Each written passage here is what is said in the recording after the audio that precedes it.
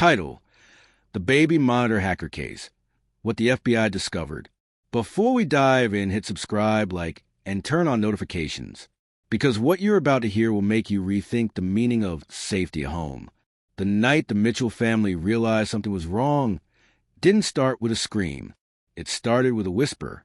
It was just after 2:13 a.m. when Laura Mitchell, half asleep and wrapped in a blanket, heard a faint crackling sound echo through the baby monitor on her nightstand. At first, she thought it was just static, an old device picking up interference.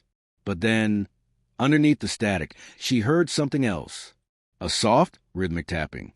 And a voice. Not her husband's. Not her own. A stranger. She sat up straight. "Evan," she whispered into the receiver, unsure why she even tried. The monitor wasn't a walkie-talkie. It wasn't meant to talk back.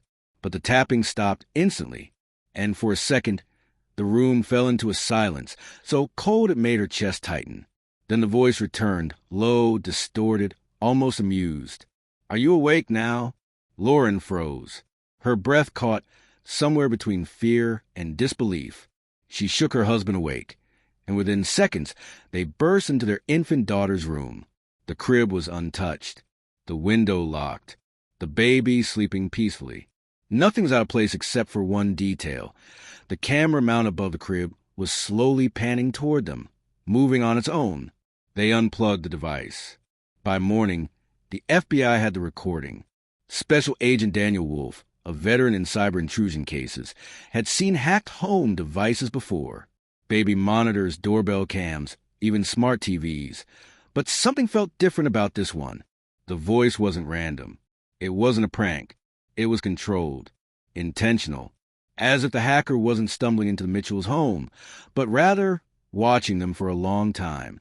When analysts enhanced the audio, they found patterns in the static, coded intervals, like signals embedded in noise. Wolf recognized the technique instantly. It wasn't something amateurs used. It was a signature of a group they had been chasing for months, a hidden network known for breaching smart devices across multiple states.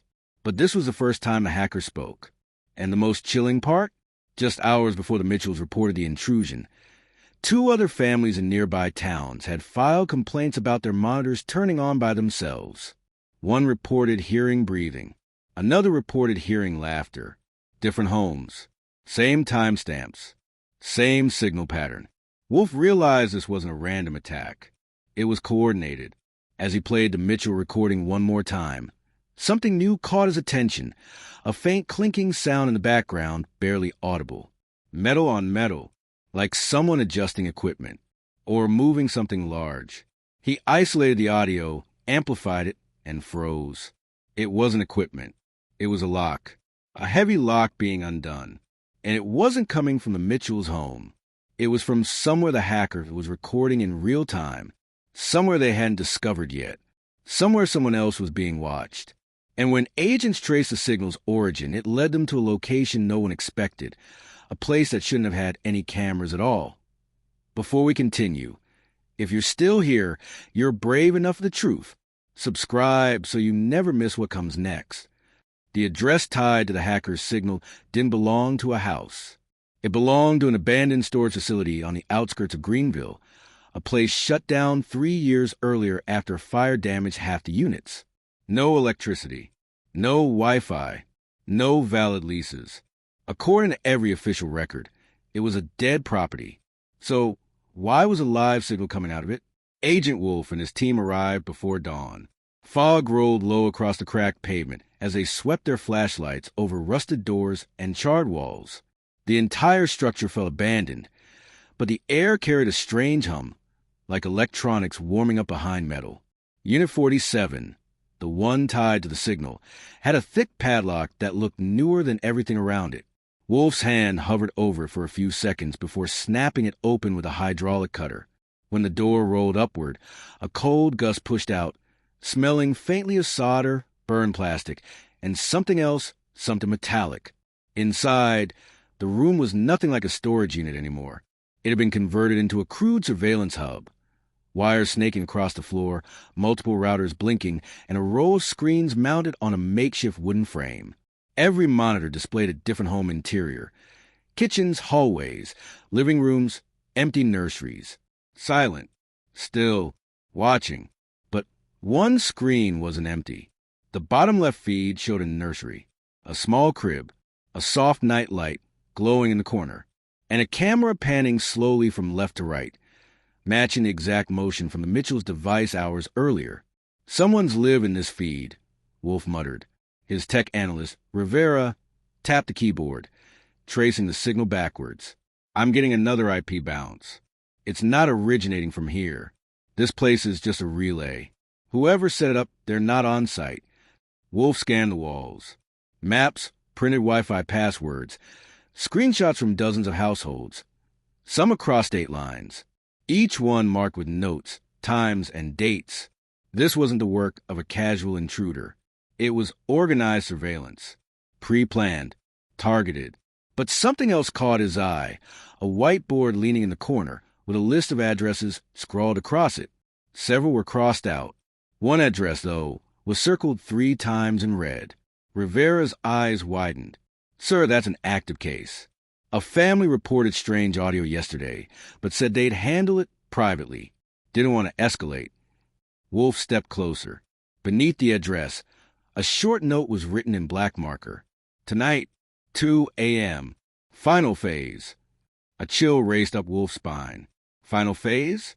What did that mean? And why this family? He replayed the audio from the Mitchells' feed in his mind. The tapping, the whisper, and most importantly, the sound of a lock clicking open. But now he understood something chilling. That lock wasn't at the Mitchells' home. It was at the home of the family, whose address was circled. They were next, and the hacker had been preparing.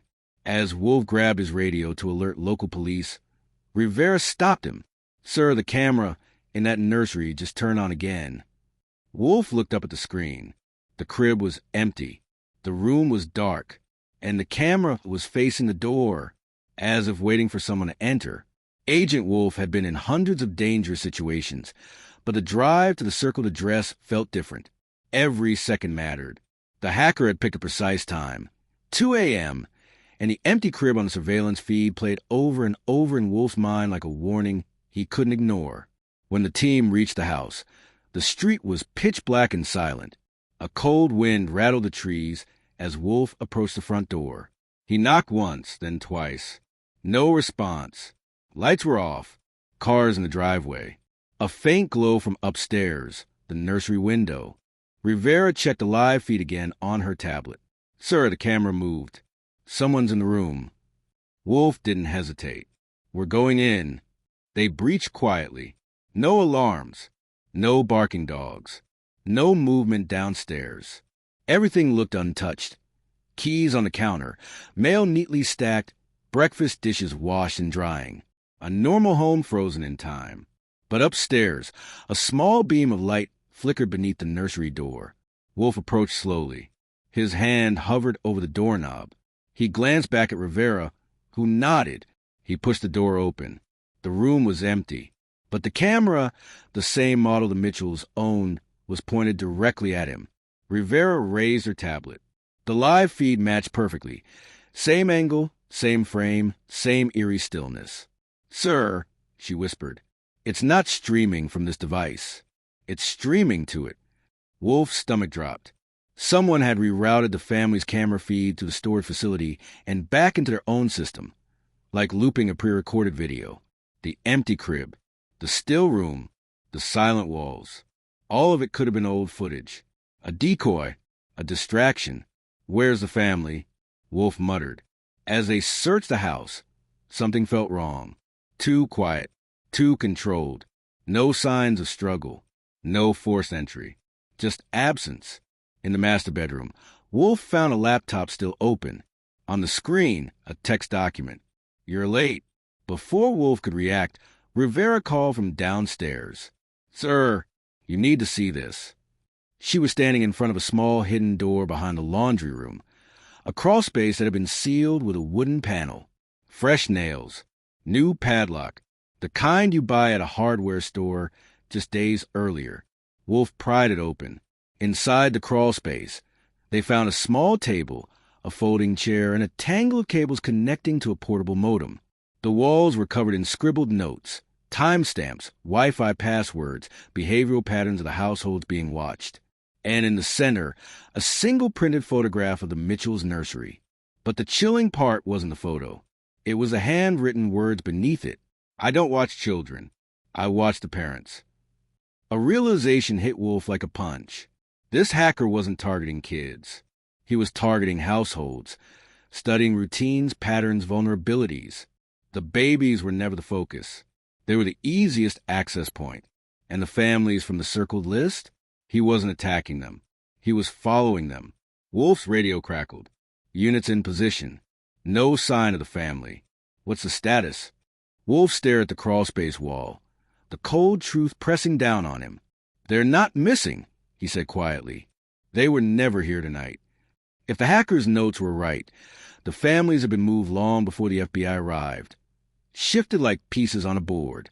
The hacker had predicted their moves, predicted the police response, predicted the FBI timeline. He was always one step ahead. Rivera swallowed hard. Sir, do we know where he's going next? Wolf looked at the timestamp circled on the wall. Tomorrow, 3 a.m., a new address, another family, a new beginning to the final phase. He exhaled slowly. Not yet, but we're running out of time. And as they cleared the house of final time, Wolf couldn't shake the feeling that somewhere, behind another screen, behind another camera, the hacker was watching them, studying them now, waiting for them to make their next move. The Mitchells thought their nightmare ended with a single whisper. They had no idea it was only the first phase. If you thought this case was intense, the next one will shake you even deeper. Hit subscribe so you don't miss what comes next.